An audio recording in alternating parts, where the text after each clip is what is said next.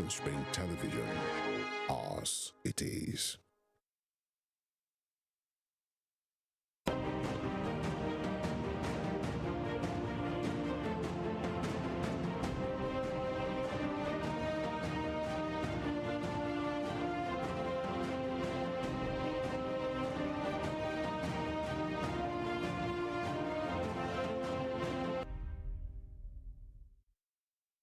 Here are the top stories of the news. Nigeria's envoy to Spain, Demola Sariki, dies aged 63. Federal government opened second Niger bridge for 1 month. On the foreign scene, British nurses begin 2-day strike. Good afternoon and welcome to Spring News at 12 on Western Spring Television. My name is Evelyn Ohiole. Nigeria's ambassador to Spain, Demola Sariki, is dead. His death was announced in a notice signed by his children this morning. The notice said that the Lagos politician, aged 63, died in Madrid, Spain, early this morning. He was once Nigeria's Minister of Defense. He was once Nigeria's Minister of State for Defense, served until his death as Nigerian ambassador to Spain, a position he assumed in January 2021. The Police Service Commission has approved the promotion of 745 senior police officers. The Commission also considered and approved the proper placement of 5 commissioners of police and 1 deputy commissioner. This was contained in a statement by the Commission's head, Press and Public Relations, Ikechukwu Ani, adding that the decisions were some of the high points of the 18th plenary meeting of the Commission in Abuja. He further revealed that the Commission also treated 14 appeals and petitions, including 9 pending disciplinary matters from dismissed and 7 police officers. Gunmen have invaded the Ndufu-Alike Ikwo community in the Ikwo local government area of Ebonyi State.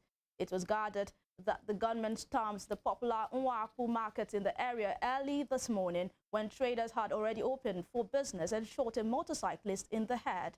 The commander of the state security outfit, codenamed Ebubeagu, Friday Nnana, confirmed the incident, stating that the attackers are not members of the indigenous people of Biafra.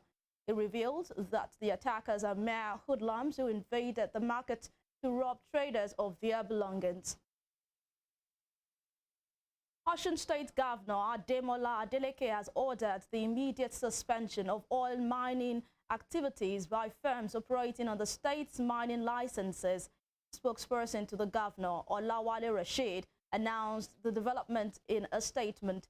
He said the affected operators are to report to the state's Assets Recovery Committee with copies of the Memorandum of Understanding signed with the state. He added that the suspension of the operators will remain in force until the conclusion of the ongoing review of the MOU between the state and the operators. Osun State Governor Senator Ademola Adeleke has stated his resolve to transform public transportation and rid motorparks in the state of violence. Governor Adeleke stated this while inaugurating a committee on transportation, noting his administration's determination to sanitize motorparks across the state. Olayinka Ale was there and now reports. The aim of setting up a right is to provide satisfaction to its users. Over the years, motorparks have played a pivotal role in the distribution of goods and services. To enhance the transportation system in Osun State, the governor Ademola Adeleke sworn in a newly constituted committee on transportation in Osogbo. Governor Adeleke stated that his administration will set up modern transport terminals and is also determined to make parks safe for the residents of the state, saying it is time to secure parks and make them productive and conducive for the residents of the state. It disclosed that the mandate of setting up the Transport Committee is to study and review the past management model and implementation plan. The governor thereafter urged the chairman of the committee and his members to take the assignment seriously. The emphasis for today is the reform of the transport park system across the state. Our administration is determined to sanitize motor parks across the state. We can no longer allow our parks to be breeding grounds for robbery and lawlessness. It is time to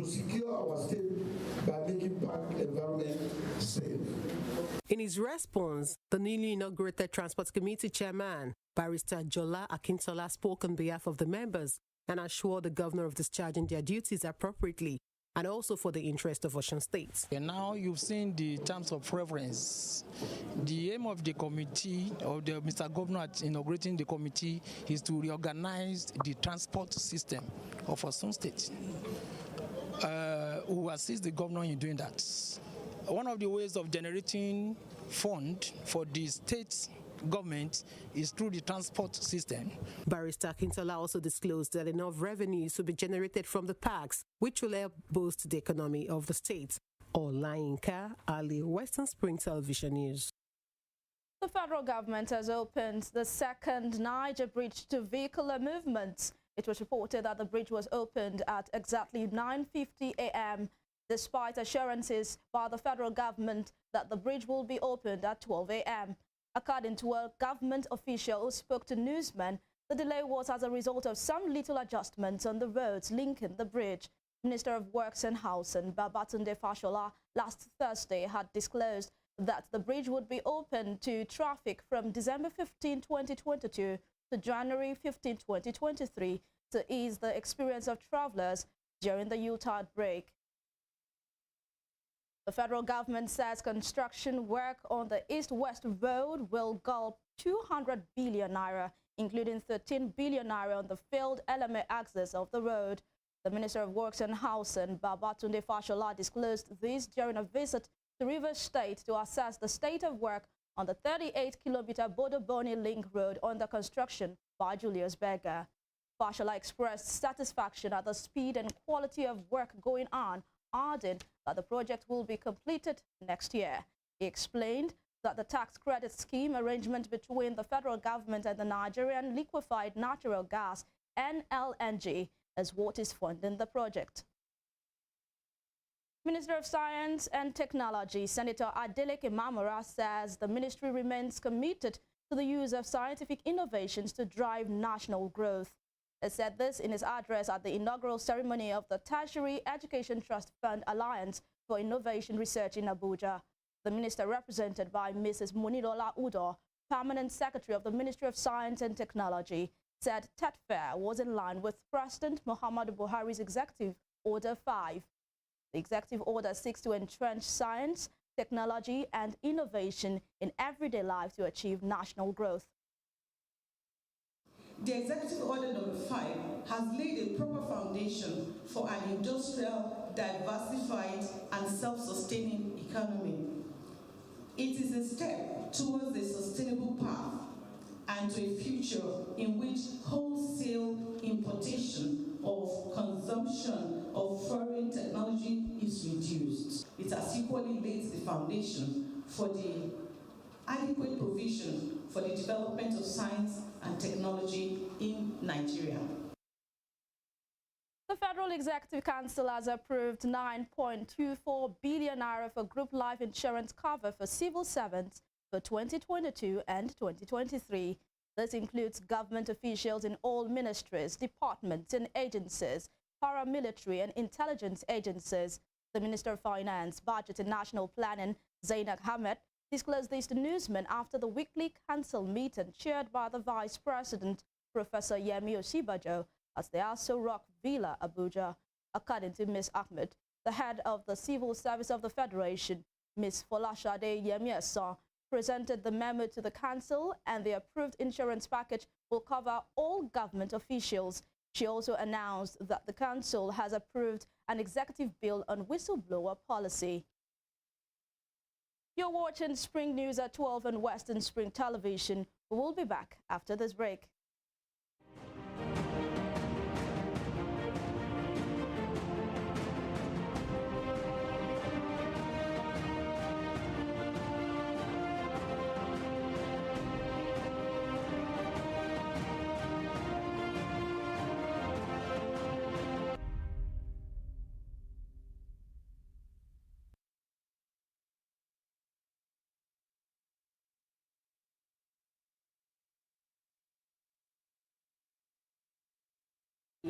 What do we flowing from a spring? I packed A to Z. check and confirm. Eva is pounding current events, traveling down from the business gist to the globally arising happenings, to the sports news, to the bittersweet infos.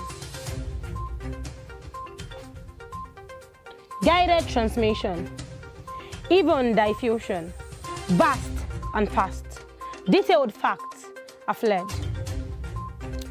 Within seconds, nuggets of words that flew across borders are fired. Stories short and long, wrapped in bundles of words, broken and dissected as it is, except misheard. This is the news as it is.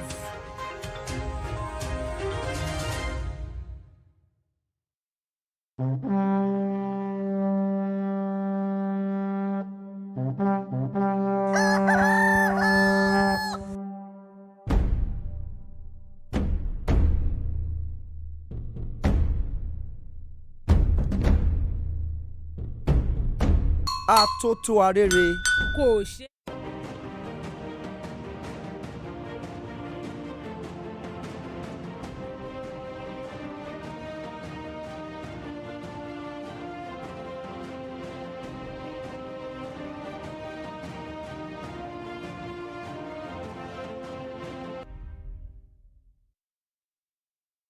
Welcome back. The Ogun State Governor Dapo Abiodun has signed an executive order to establish the state's Social Investment Program, SIP, in the state. Governor Abiodun, while signing the order into law at the Government House in Okemoso, Abeokuta, said SIP would alleviate poverty and ensure equitable distribution of resources to the vulnerable, the poor, amongst others. He said the program will be implemented by the Ogun State Social Investment Committee. Governor Abiodun added that the program aims to improve the socio-economic condition of the people at the grassroots and consequently reduce poverty. In business, the newly redesigned Naira notes will go into circulation today, with deposit money banks releasing the bills to their customers via over-the-counter payments. This came about 3 weeks after President Muhammadu Buhari unveiled the new bills at a weekly Federal Executive Council meeting in Abuja. The president unveiled the redesigned notes across the 200 Naira, 500 Naira and 1,000 Naira denominations. The governor, Central Bank of Nigeria, Godwin Emefiele, had in October announced that the Apex Bank would release redesigned Naira notes by December 15, 2022. He also disclosed that the old notes would cease to be regarded as legal tender by January 31, 2023. Mr. Emefiele pointed out that the redesigning of the Naira notes would help to curb counterfeit notes and reduce ransom payments to terrorists and kidnappers. The CBN boss said it was worrisome that 85% of the total currency in circulation was being hoarded by Nigerians. Meanwhile, the Senate has asked the Central Bank of Nigeria, CBN, to considerably adjust its recently announced cash withdrawal limits in response to the public outcry against the new policy. The upper chamber, in its resolution, also asked its Committee on Banking and Finance to embark on aggressive oversight of the Apex Bank as it implements the policy. The Senate's resolution was reached after an exhaustive debate by the lawmakers who attended yesterday's plenary session. Some lawmakers argued that the withdrawal threshold set by the CBN is unrealistic, considering the economic situation in the country. On the foreign scene, nurses in England, Wales and Northern Ireland have begun the first of 2-day-long strikes over pay. Staff will provide life-preserving and some urgent care, but routine services are likely to be disrupted in the biggest ever walkout by NHS nurses. The Royal College of Nursing wants a 19%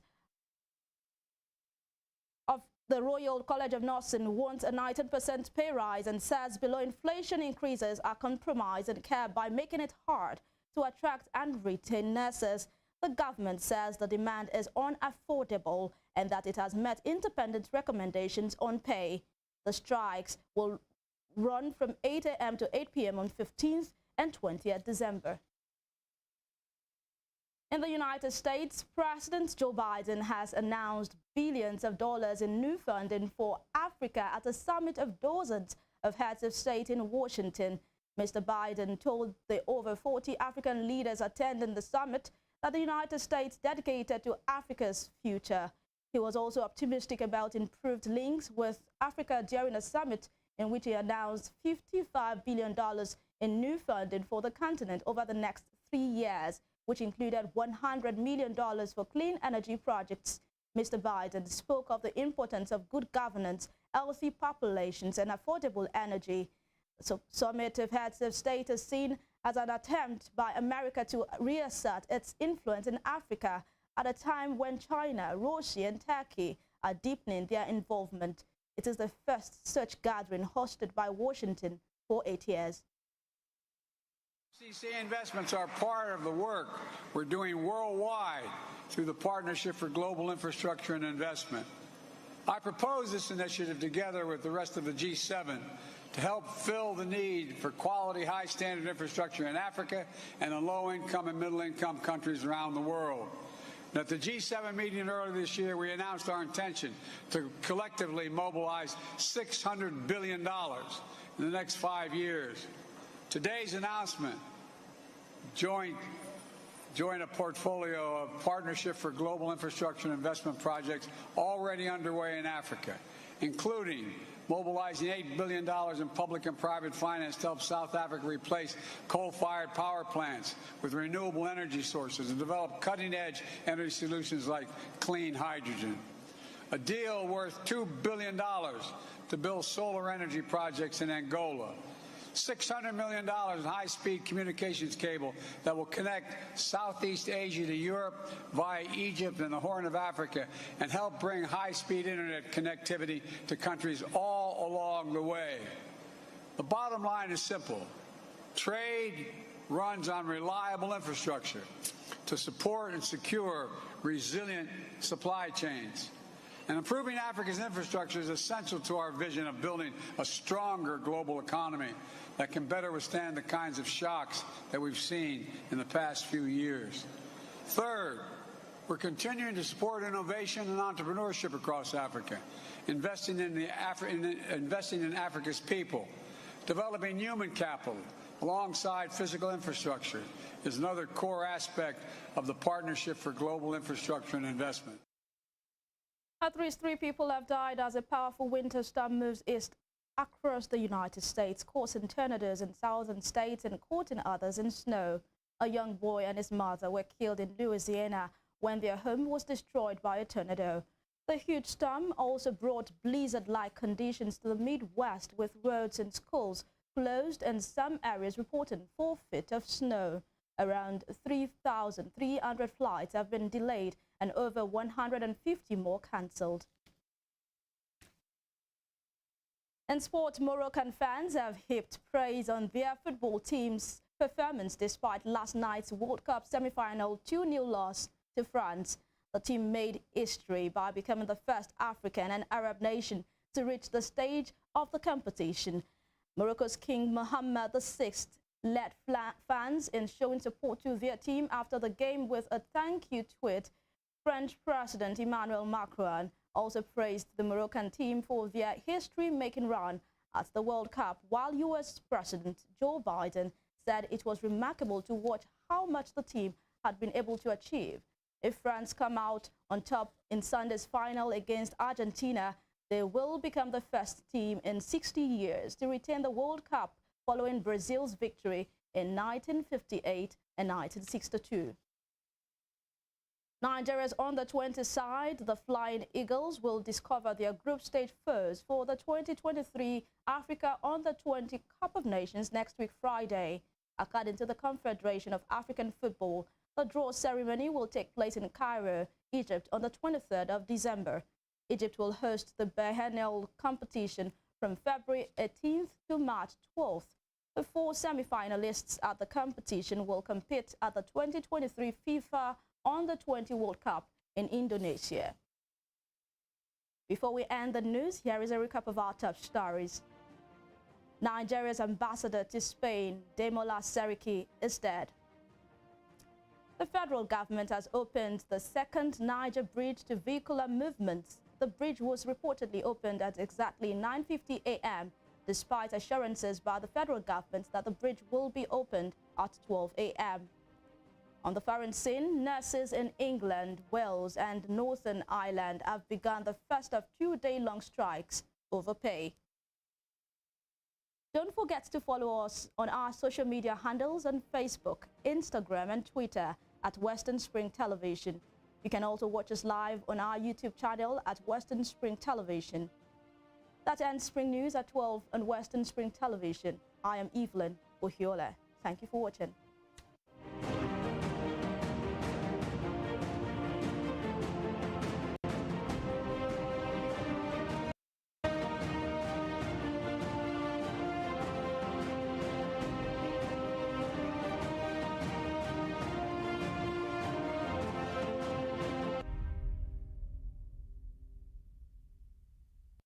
When it comes to finance, women also support their husbands financially. You need me emotionally. You need me spiritually. Cassie is an amazing person, but I hate the too much attachment to that gender.